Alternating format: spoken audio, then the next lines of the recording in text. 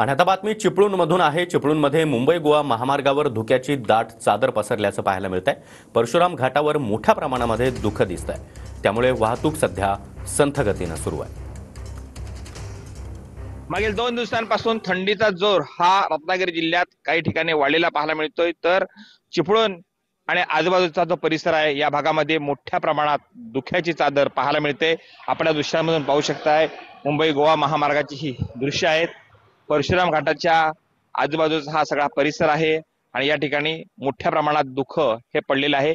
यामुळं वाहन चालकांना संत गतीनं वाहनं ही परशुराम घाटातून हाकावी लागत आहेत। हे धुकं आहे हे अशा स्वरूपाचं असतं आणि यामुळं वाहन चालकांना मोठी समस्या निर्माण होते। संत गतीनं वाहतूक असते ही चालू असते।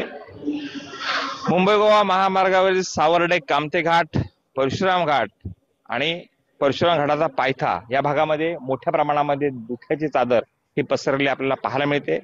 या ठिकाणी मोठ्या प्रमाणात धुकं पडल्यामुळं इथं वाहन चालकांना संत गतीनं वाहतूक करावी लागते। पुस्तकात साळगावकर, युनियन मराठी, चिपळूण, रत्नागिरी।